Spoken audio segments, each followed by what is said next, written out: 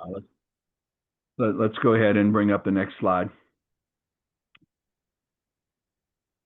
And so what is systems thinking? If you look at the second bullet there, we can think of causal loop diagrams as sentences which are constructed by linking together key variables and indicating the causal relationships between them. You think of a system as an interconnected web of factors or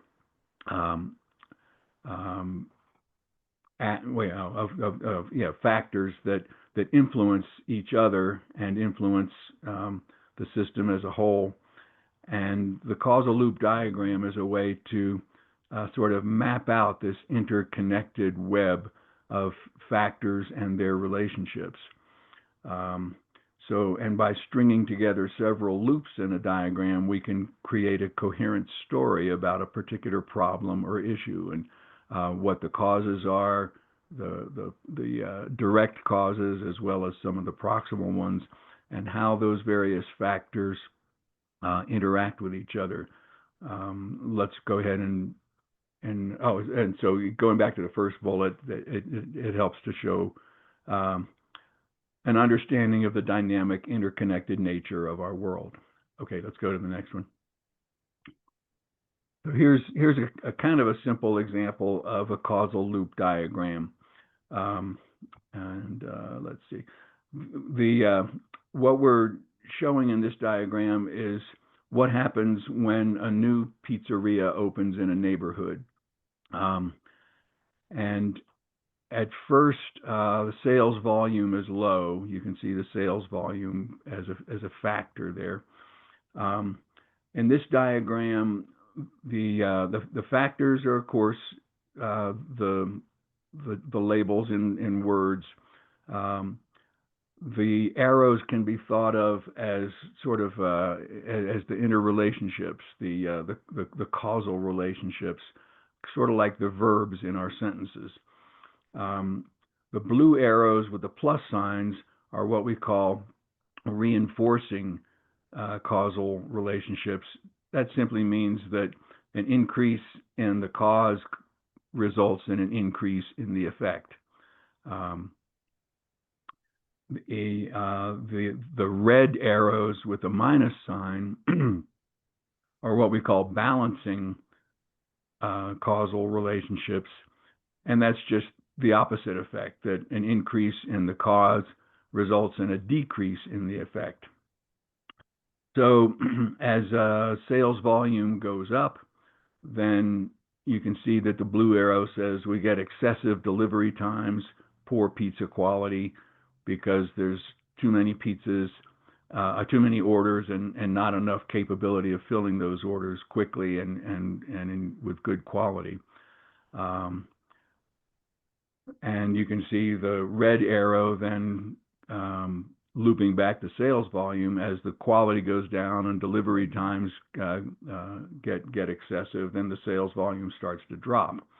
When sales volume goes up, that helps profits, but when sales volume goes down, then profits go down. So there's two things the pizzeria can do. One is they can perceive the need to acquire additional logistical and manufacturing capacity, or they can not bother with that.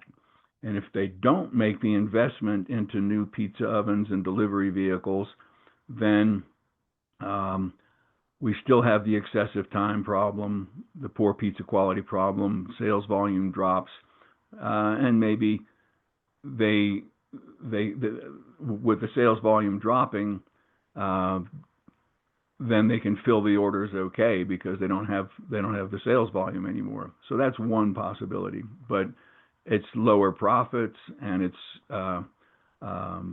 they're not building their business. But if they do invest into the new pizza ovens and delivery vehicles, then the pizza quality and delivery times both improve, and this is kind of a way to optimize things for them. They get the the good pizza quality, they get the good delivery times, and they get the sales volume and profits that makes for a healthy business. So this is just a simple way to show how those various factors influence each other and how they describe the whole issue. We can again talk about another example on Wednesday, but I just wanted to get this out in front of people so they can sort of see what type of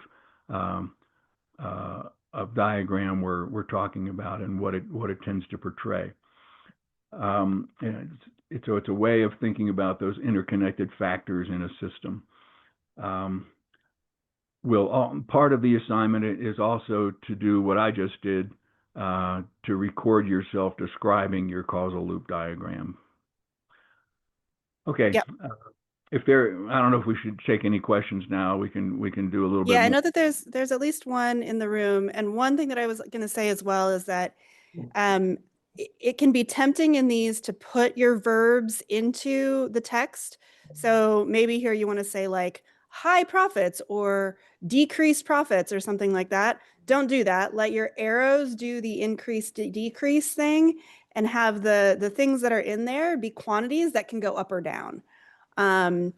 So that's one note. And then yes, with the recording, and also just in terms of logistics, you can write these out by hand and take a picture. You can, record on your phone and send us that. You can do like we're doing now with sort of like a Zoom self-record. We want to make sure that we can hear you and see your diagram, but you're also submitting your diagram as an image. So this is not where we're judging you on video quality. We'll save that for Oscar night. Okay, a couple questions in the room, and we're actually gonna try out these ceiling mics, which I didn't know existed, but they do. So let's start, we'll start with Ravi here and then come to Finda.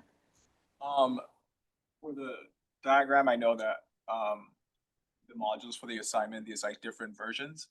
And like there's one with the little reinforcing loop, balancing loop. Like how much detail do you want us to put in our causal loop diagrams? Like, is that enough with just the arrows and the plus and minus? Yeah, this is enough. I think if it's helpful for you to put in some of those like R's and B's, that's fine. You can use color or not, but I think just as long as it's something that makes it clear whether the relationship that you're showing between two quantities or variables is positive or negative. Linda, you had a question? I was getting a red arrow from sales volume, so that sales volume has decreased. What about profit? Are we going to take the red arrow also to profit? So if sales volume goes up, this is the thing, is that the arrow should say if one thing goes up, what happens to the other thing? So here, if sales volume increases, profits increases. Okay. Here, if sales volume decrease, then profits would also decrease because they're positively related. yes, So that's we're not putting a red arrow to say that profit has decreased. right, because what we're saying is that those two they move in the same direction is basically what we're saying. So or for those mathematically inclined, there's a direct proportional relationship. right. And so here, right, this is where we see negative, because if delivery times, and again, I would even say, if I were writing this, I wouldn't say excessive. I would just say delivery times, right, and pizza quality here. So if delivery times go up, then sales volume is going to go down. That's why that's a negative relationship, because if this increases, this decreases. And so any of these positive arrows also means if sales volume goes up, profits goes up. If sales volume goes down, profits goes down. That's what the positive arrow means, is that they move in the same direction. Okay, so yeah, I think Glenn will leave a little time for this at the beginning of class on Monday as well. I know that you also had on Wednesday. On Wednesday. I know that you also had a question about the reflection paper assignment. If we can deal with that on Wednesday as well. The question, Glenn, and maybe just so you can think about addressing this at the beginning of class on Wednesday at 2, is just to talk a little bit more about that option 2, with the enrichment assignment and what that looks Sure. like. Okay, yeah, we can handle that easily on Wednesday. Okay. Okay, great. All right, so I would like to hand it over to our fantastic Love My Air team. Nancy, looks like you are in the Zoom here. There we go. You can get a screen share to work. Look at that. Okay, perfect. Come on up.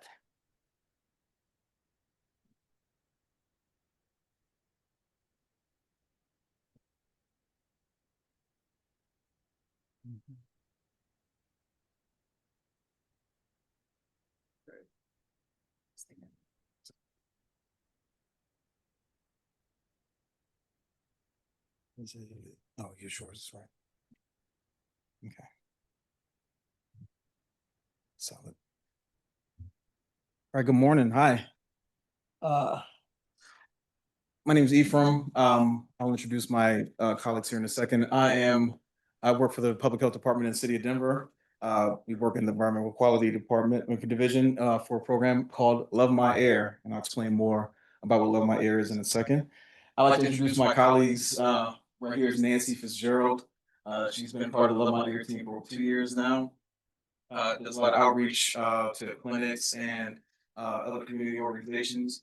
Brendan Lawler, he is our data analyst. He runs our program basically. He is the kind of the nuts and bolts behind the scenes that takes care of our sensor network, and I'll explain more about that as well as we continue to go along. My name is Ephraim Milton. I conduct outreach and education for the program. I outreach to mostly schools and share responsibilities with Nancy to reach out to community organizations and different partners we have in Denver as well. So really quick before we continue, we take this very seriously to acknowledge land and labor in Denver, and so I'm going to read this off. If you should, please bear with me while I do so.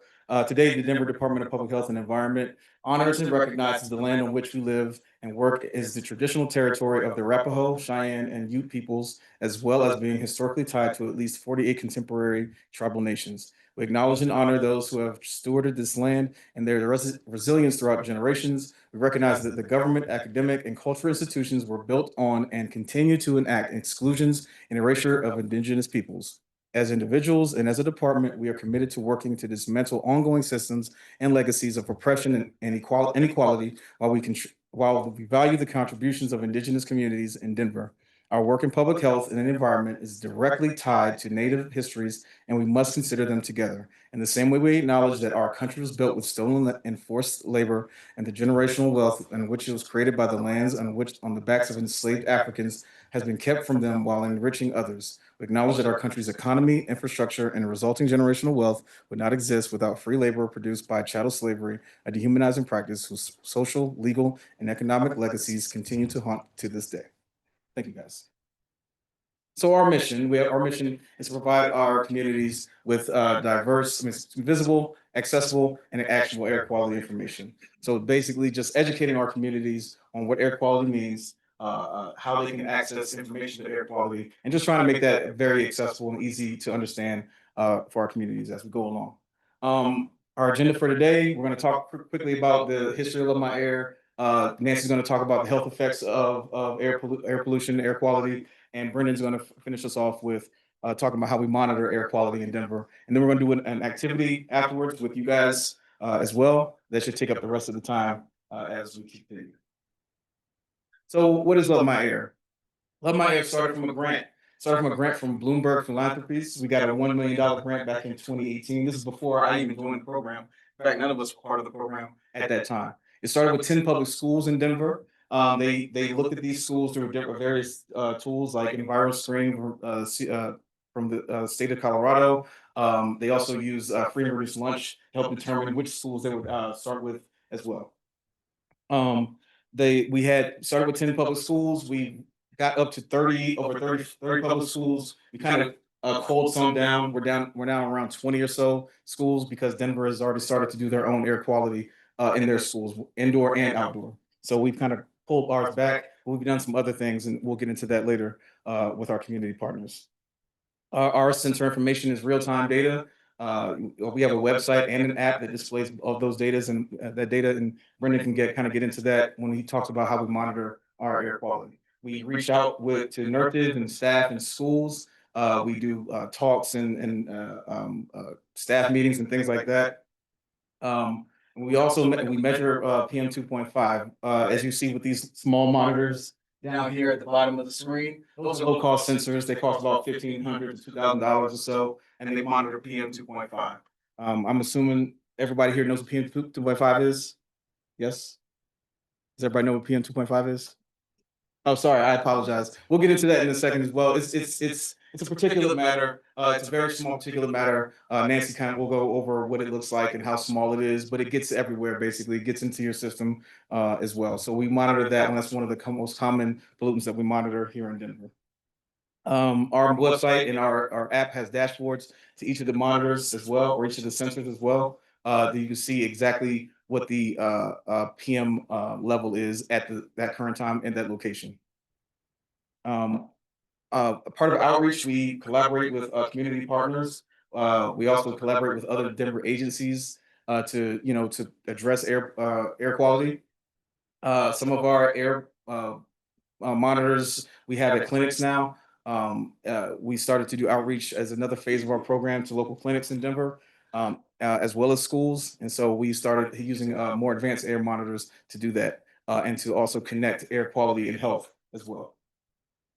As far as like schools and stuff, I won't say on this slide for too much longer. We also, like I said, we collaborate with schools. We've gone into classrooms. We've done things like this where we come into classrooms and talk to classes about air quality. Also done workshops with not just classes, but with community groups as well, to talk about air quality, have some activities, bring that to our community levels. We've done workshops in the community as well with our community partners. Thanks to them, we've been able to like really gain some trust from our communities, because as a government organization, the trust level isn't really there all the time. So we've done that as well. We work with DPS. We are part of a environmental justice advisory board, or committee, I should say, where we're helping DPS kind of get some formulate some pledges, excuse me, for their schools around environmental justice. So we've been pulled into the environmental justice realm as well, which we are very excited about and very happy to support also. And really quick, I'll finish with this. School programming. We have curriculum that that was developed for us as well, that we push out to schools if they want. We have experiments that we do with kids in classes to simulate poor air quality, so they can understand what that looks like in a simple form, in a simple way.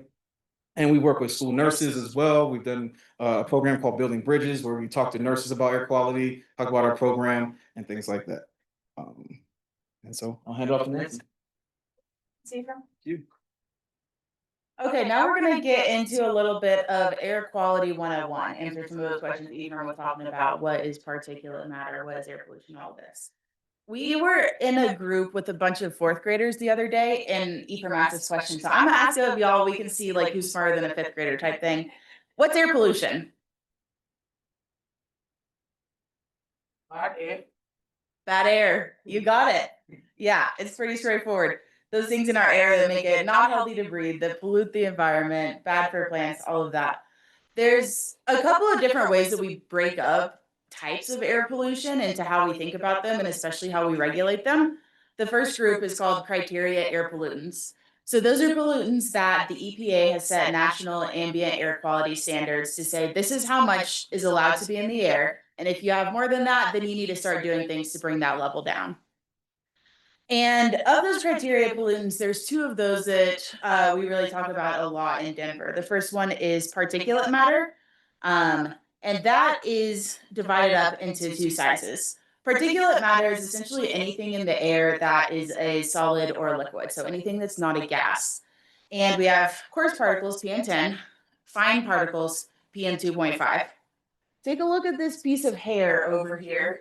You'll see that these blue guys are PM10. So you can fit a couple of them across a strand of hair. They're pretty small. But then you get into those PM 2.5 particulates, and they are tiny. They, like Ephraim said, you can breathe them in, they can get into your lungs, and then they can cross over into your blood, into other parts of the body, and have systemic impacts. Another criteria pollutant that we talk a lot about in Denver is ozone. because we are out of attainment with the EPA standard for ozone. So that NAAQS, the National Ambient Air Quality Standard, Denver has been higher than that level for many years. And so we do a lot of work to bring down ozone. One of the unique things about ozone is that it's not a pollutant that's directly emitted from pollutant sources. So it's not like you're driving around emitting ozone out of your car.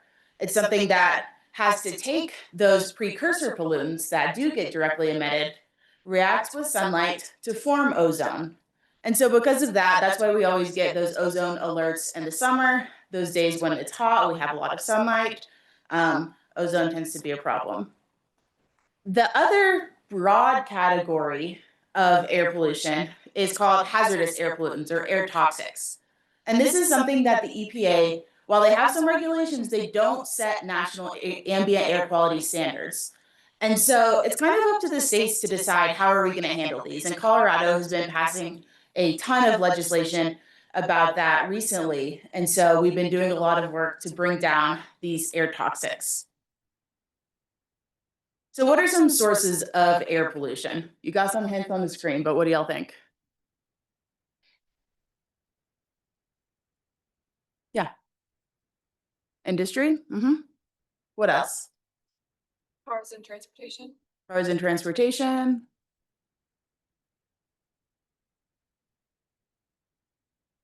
I'll take one more idea.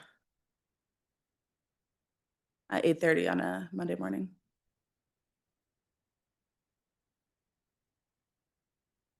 Give you some hints. So yeah, industry is a big one, especially in those industrial parts of town, like North Denver. We have oil and gas coming from not the Denver part of Colorado, but especially up north, but we still get the effects of that pollution, especially in those precursors for ozone. Cars and trucks, construction, smokestacks, wildfires, a huge source of particulate matter in Denver. And why do you think it's a problem in Denver? Do we have any ideas? Yeah. Yeah, the mountains in the Front Range. We sit in a basin, and so once we make this pollution, it can sit in this basin, and especially in the winter when we get temperature inversions, it can trap the air. It has nowhere to go, so we're all just kind of sitting in this pollution soup.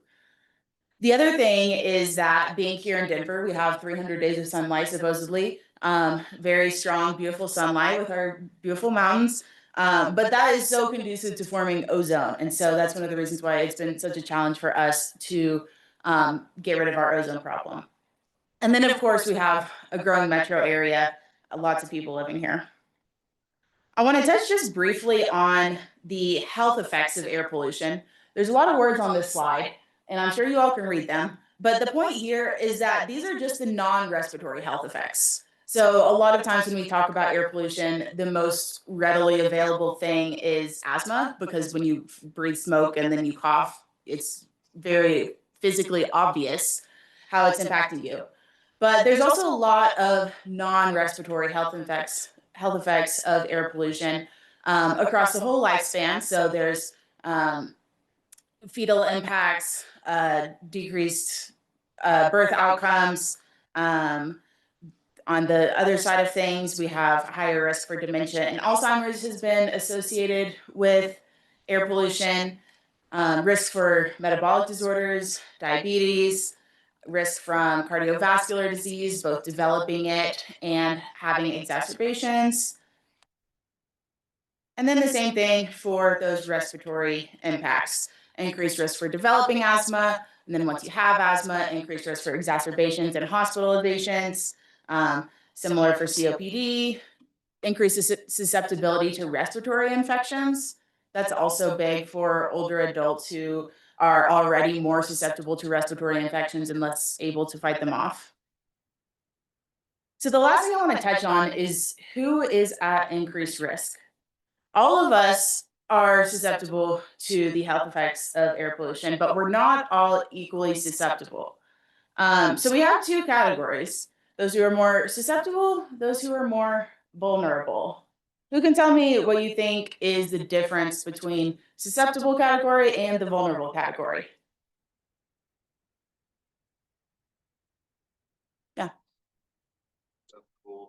is kind of something you already have that kind of can allow it to exacerbate an issue or is vulnerable. Maybe it's something you don't have control over or don't already have that will affect you. Yeah, exactly. Susceptible are those categories that are intrinsic to us. So if I already have asthma, if I already have heart disease, if I am an older adult, physical things about me that change the way that my body interacts with that air pollution. And then we have those vulnerabilities, those things that are extrinsic to us. So, like social determinants of health. Where do you live? Where do you work? Do you have access to healthcare? And so, these kinds of factors are why it's so important for us to understand the history of where we came from with this land and labor acknowledgement that Ephraim talked about, because all of those factors, they permeate so many impacts in our life. One of them is air pollution. And so we can't really be talking about air pollution. We can't be talking about equity without also looking back at how was this country formed and who has privilege and who doesn't. So now I'm going to hand it over to Brendan to talk about our monitoring network. Thanks, Nancy. Hi, everyone. So yeah, my role in the program you've heard so far about Ephraim working a lot with our community members, doing outreach. Nancy, how air quality and health kind of intersect. My role is really to keep the network of air quality monitors we have up and running. Make sure the data from those monitors are being transmitted to our data dashboard so that the public has that information available, and that data is high quality.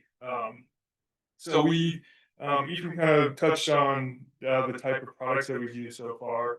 We started off really just monitoring PM 2.5. That's very important for health. It's important to understand, especially at like the local level for health concerns. And then in the second phase, which is really where we're at now, is we're expanding our network to add pollutants beyond PM 2.5. So we're really at this point monitoring all criteria pollutants. We started off in Denver Public Schools. We're still there monitoring at public schools, but we've also expanded our focus to healthcare clinics so that those folks can have this information directly inside of their clinics, and we work, with the staff. Nancy does a lot of that, just to have them better understand how air quality impacts health and how they can work directly with their patients to provide this information.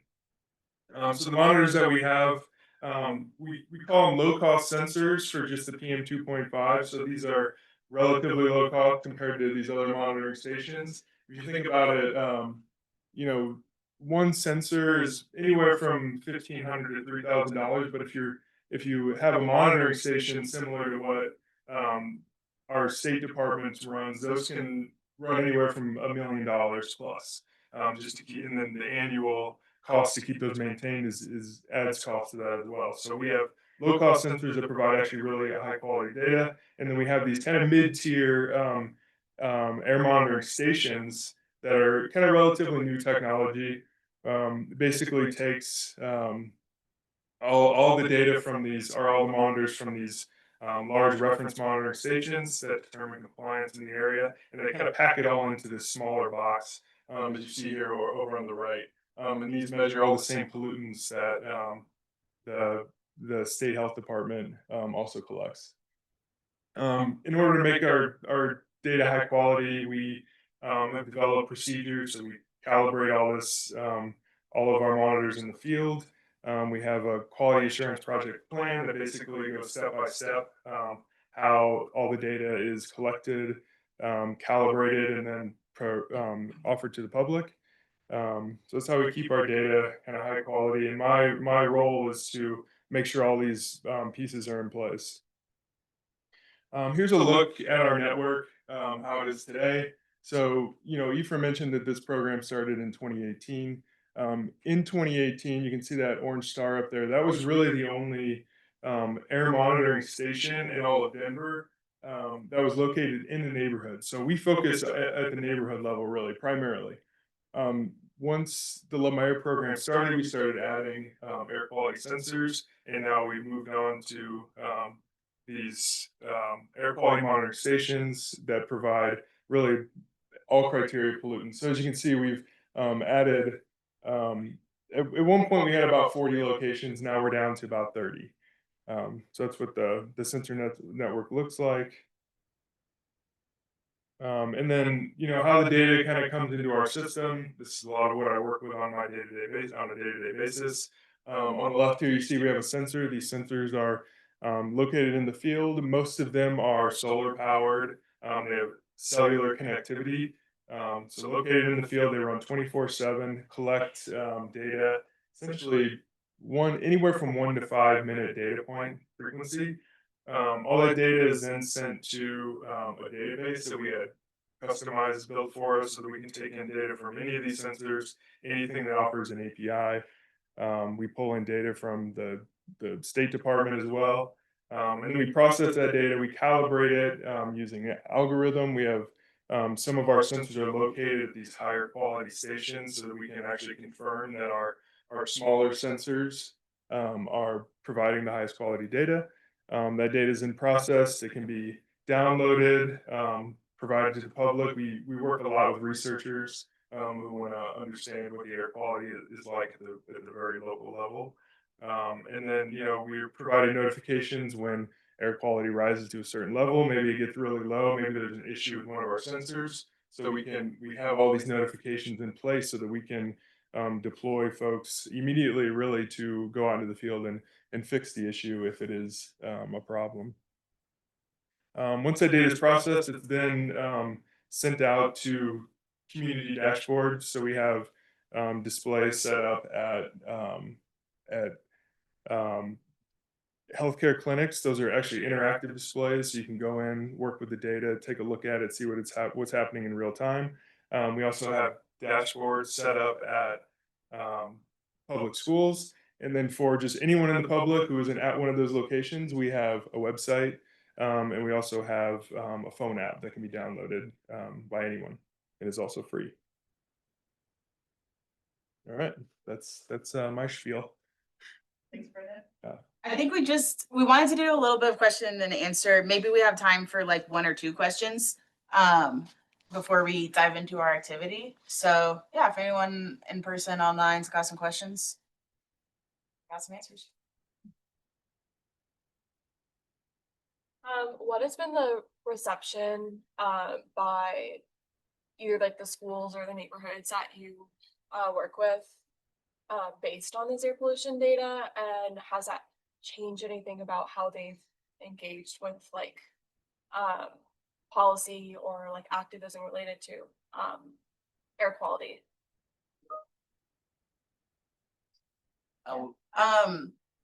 Yeah, so the reception, it differs by who we're talking to. So schools, a lot of times people are super interested to hear, I better stand by the mic. People are super interested to hear about it, but then they don't necessarily have the capacity to stay engaged because schools are so busy, they're doing so much, they don't have the staffing and the funding that they need. And so that's part of the reason why we shifted to also working with community groups, also working with community healthcare centers. And those groups, especially those community groups we work with, are already super passionate about this, super engaged. And so they are they're very receptive to information and looking at ways that we can collaborate and work together to get at that policy angle. I will say really quick, Nancy just mentioned it's hard to grab all those different places in schools. So, but at the same time, by hitting all those different places, nurses, teachers, staff, principals, whomever, we've kind of got an in through, believe it or not, their sustainability department through this environmental justice pledge thing. So by doing that, hitting different parts, there was bound to be a way in, right? So it was hard to do that, but we found a way in a way. So hopefully with this, we've kind of can get more into DPS as we really wanted to.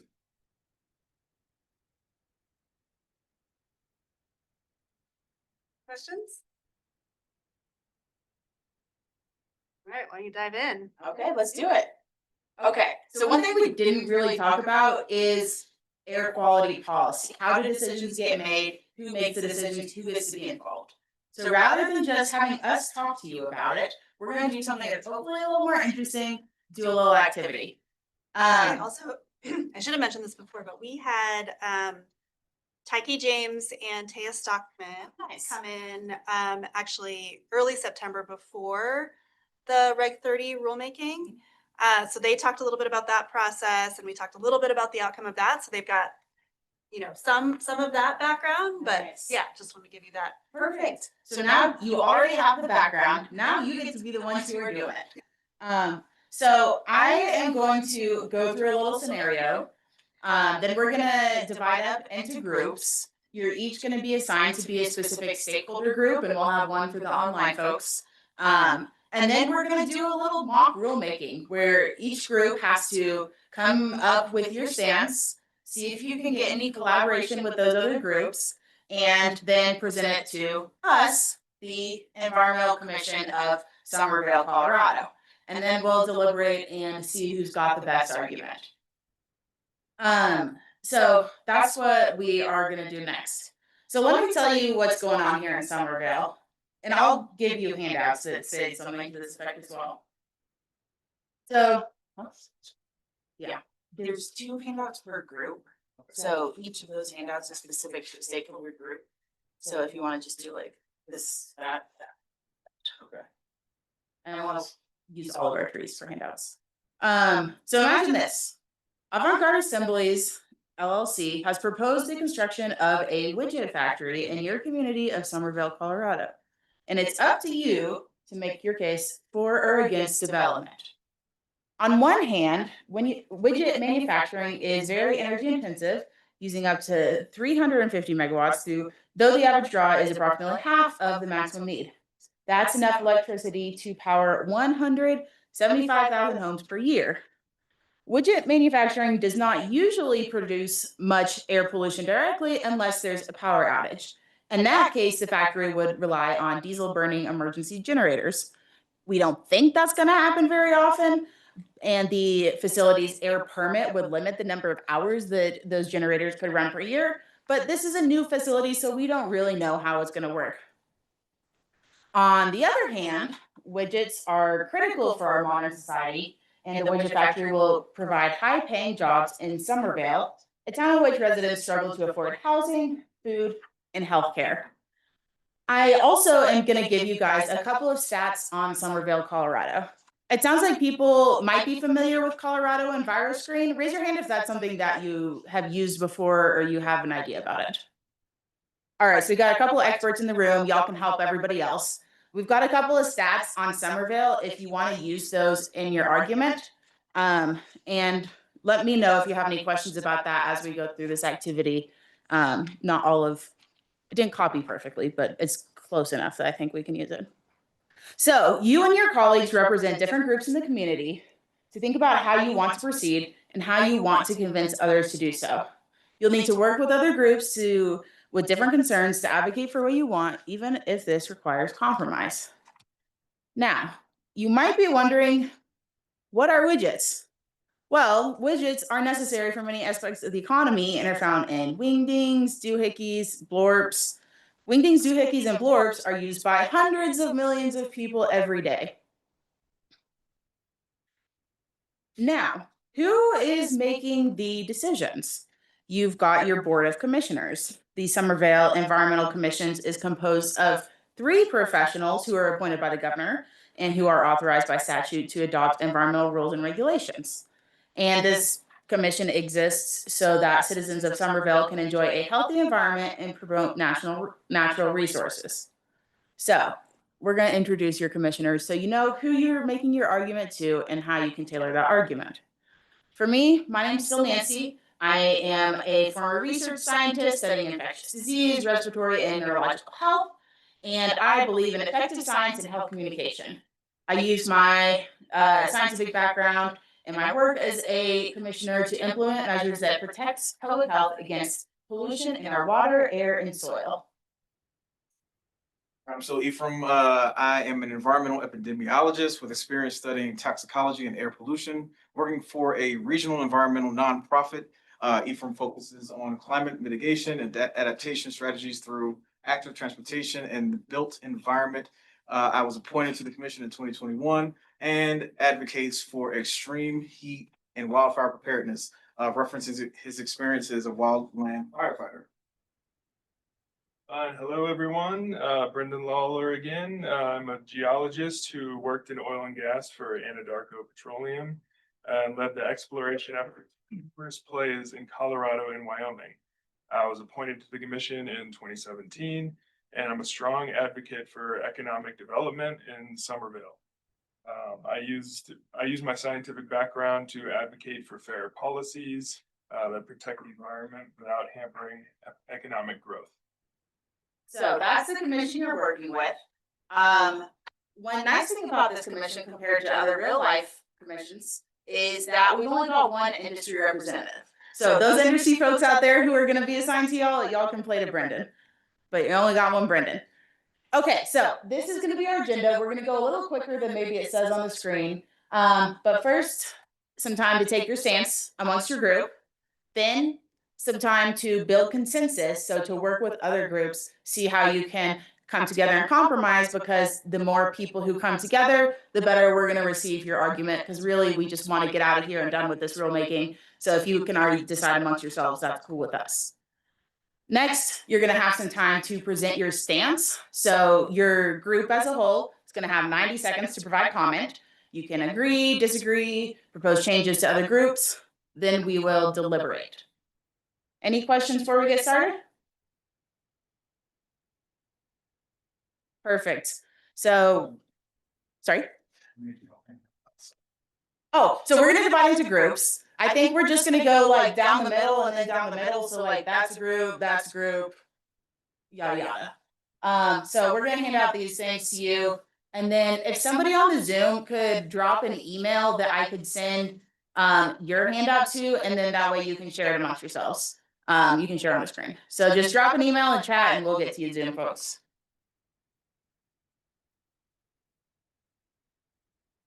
Oh, gotcha.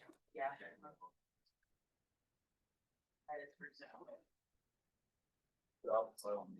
Okay, our furthest this way group is going to have this handout for you.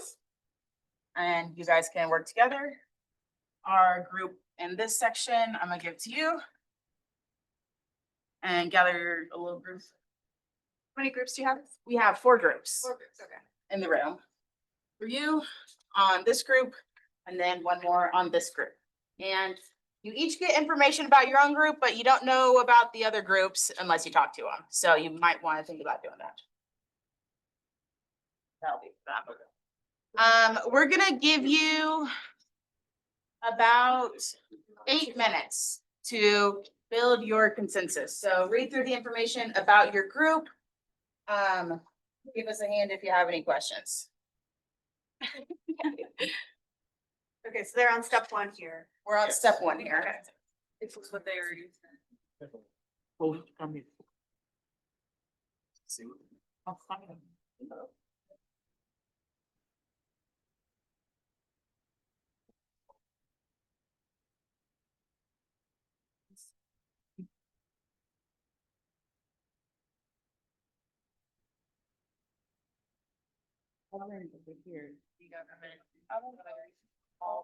Who's the construction?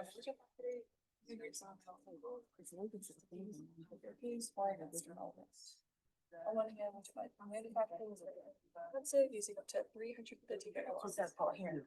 Sorry, Zoom crew, we're working on you. We're having issues. Maybe if I stop sharing.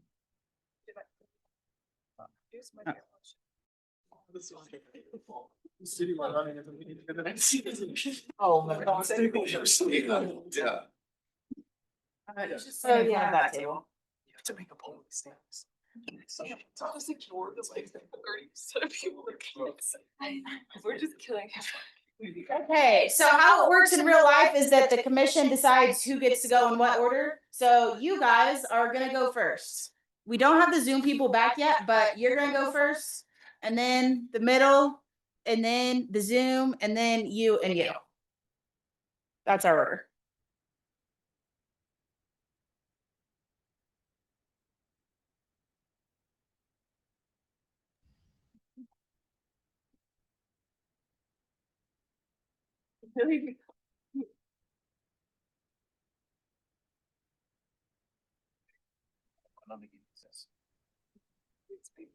Okay, it looks like we're getting Team Zoom back in the Zoom room. You guys are gonna be the third group to present. And we've got a 90-second timer on the clock, so keep an eye on that. All right, let us have Team 1. Go ahead. Okay, so we're here representing Builders Union. So we represent a large, significant piece of our construction workforce, including plumbers, electricians, and construction workers. So we really want this new factory because it will, first of all, provide a lot of jobs for not only our union, but also create an opportunity for us to earn higher income, which, as we all know, is hard to find around here. So this increase in wealth will provide better access to schools, better access to healthcare, in addition to the healthcare benefits that we will be getting from these new jobs. So all of these are really important reasons why we should have this new factory. And not only that, but it will be providing a long-term, stable investment for the betterment of our community, not just for workers, but for our aging parents and our growing children. So so we've already talked about how we would contract with the factory to have a set amount of builders local. And so we just think this is a sustainable solution for all. Thank you for our builders union. Well done. And now, we got a friend up here. Perfect. John Cena is actually not a stakeholder. John Cena is confused. Okay. Am I sharing my screen? Yes. Okay. Okay. Next up, we are gonna have our second group in the room, group number 2. Go ahead.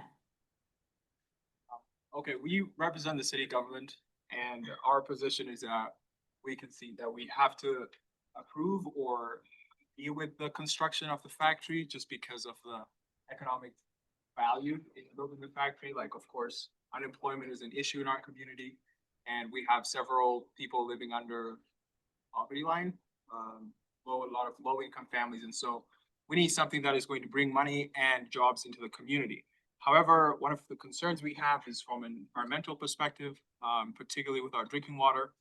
And so if we are to proceed with the factory being built, we believe that there should be regulations put in place to ensure that we protect the little water that we have in our community right now with the drinking water, and also other environmental pollutants. I think we want to regulate as much as possible. One of the things that we noticed is that in our community, we basically do not have any children under the age of 5. And so we think it's because families are finding it too expensive to have children. So the factory will allow us to propagate the population in our community, but we also want that generation to grow up in a safer and cleaner Somerville. And so that's why we're strong about the environmental regulations. Thank you.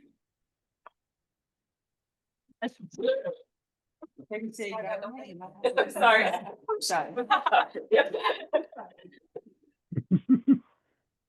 Okay.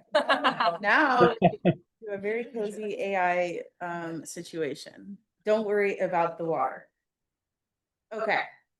I am gonna go ahead and kick it to our friends on Zoom. Floor is yours. So we have multiple concerns as people interested in the just transition and highly invested in it. We do have the thought that we already have pretty bad environmental scores in the area, and that if the factory and company is invested in building in our town, they should also be invested in making sure that we are within healthy limits, as well as potentially cleaning up prior. We also talked a little bit about guaranteed jobs and multi-stakeholder governance. So workers that are hired by the company share in the profits because we're taking on a large portion of the risk environmentally, and also have the ability to veto decisions instead of just being stuck at set wages. So we would get shares, or not we, but workers in the community, and guaranteed jobs. I will pass it off. Yeah, and we, oh, sorry. No, you should go. Okay. Yeah, and we just, also want to make sure we're guaranteeing that our students that are taking these internships are being placed into these jobs. So we're able to kind of initiate this green transition with the company, even if they're not starting out necessarily as energy efficient as we'd like. And we have the support of the builders union on our percentage of jobs that must be local. And we think we can collaborate with others.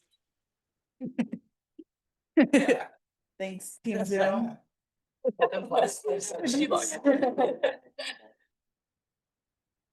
Great work. Claps for you.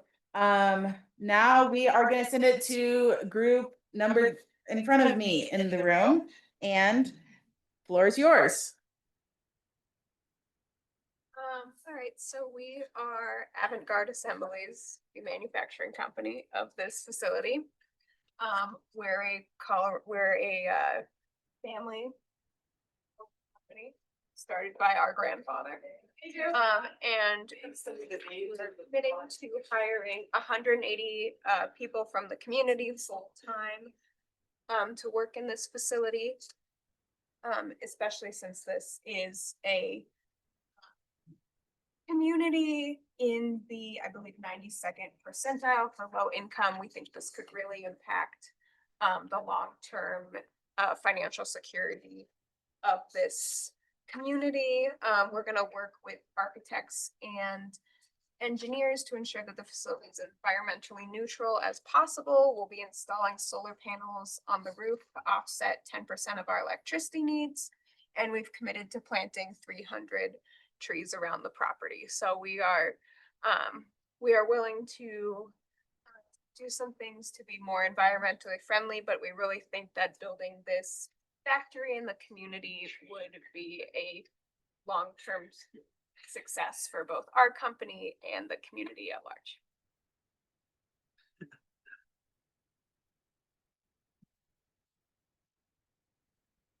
Thanks, Team Avant-Garde. And our final group we got here in the room on this side. So we are members of the Climate Change and Resilience Group, and we're also survivors of a recent wildfire in our neighborhood.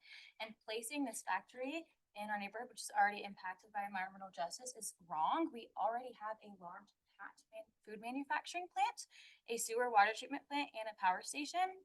And our community members are being admitted into the ER at higher rates for asthma and other lung conditions. And our EnviroScreen scores related to pollution and other exposures are in the 97th percentile up, which is the worst of the worst in Colorado. And so we did talk with the family business that is building the factory, and they seemed maybe sort of kind of agreeable to some compromise, including maybe just scooching the factory a little bit and into an area that's like a scientifically safe distance from our communities, and then providing free transportation to the 180 community members that they agreed to hire. So there's no increased economic burden to get to work for our community. And then they also said that they would work towards achieving net zero carbon emission rates by 2035, which would be great. Additionally, Brendan, we are a huge fan. We're just a huge fan of you and your work. And we want you to know that as well. And we support economic growth for our town, but in a safe way that keeps our community and climate safe. So that's our arguments.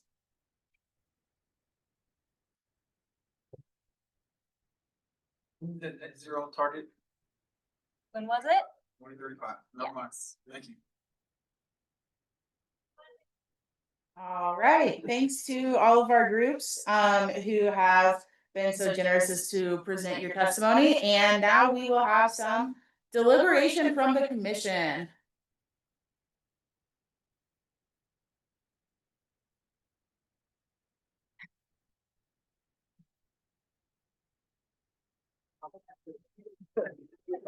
funny thing about the deliberation is that it's gonna be out loud so you can hear it. Because in the real life, they do the deliberation out loud and everybody just kind of gets to sit and watch and see who took on to what idea and who did not take on to whatever other idea.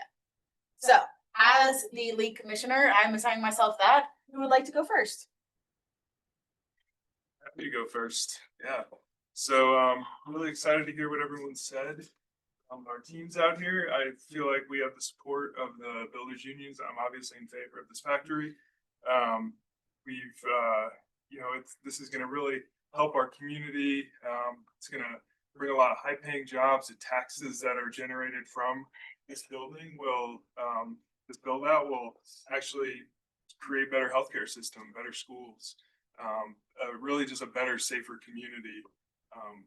When it comes down to it, I really liked hearing about the sustainability team and how they were able to partner with the factory itself, and actually came up with, seems like, some reasonable consensus there.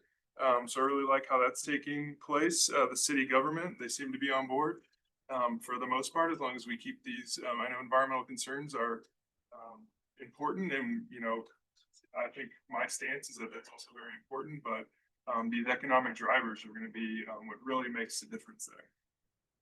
Well said. Yeah, I tend to agree with some of that. I think, my background in epidemiology and other in air pollution, I do have some concerns about, I do think that it's great that the community, the group, talk to the factory about like maybe moving the factory, but I still have concerns about like how far is that location going to be from our communities to make sure that they are not being impacted by air pollution or construction when the factory is being built, things like that. So I do have some concerns about that. At the same time, I think it is a great opportunity for our communities. I think a lot of you guys have come out and said some really good things about how it's going to really help affect the community by giving jobs to local people. Maybe providing free transportation. I think that's great to take that burden off of our communities as well. Also the net zero thing, I really am a fan of that. Hopefully that will go through as well. So I'm still a little skeptical. At the same time, I think it could possibly be something really good for our community. Yeah, I would agree. I came in with a lot of reservations about this facility. But I do think that because the community groups were able to get on board with the factory, that I would move that we will allow this facility only if it is at least 1.5 kilometers from a disproportionately impacted community like Sunvale. We need to move out to where people are less impacted. And the factory does promise to provide transportation for workers. I think it's nice that they're planting trees, but I don't think that offsets their potential environmental burden. And we also need to be very careful with our permitting, that whenever they run these diesel generators in emergency situations, that is truly only emergencies and have to maintain their equipment so they don't. Yeah. Really quick, also, let's not forget our community college.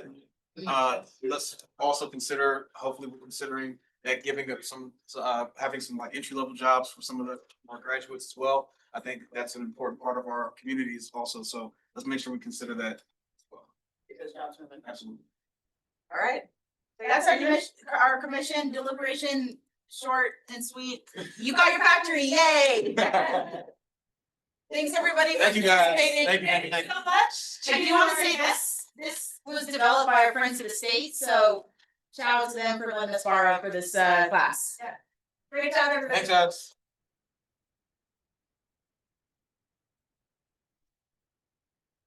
Thanks, folks. See you later.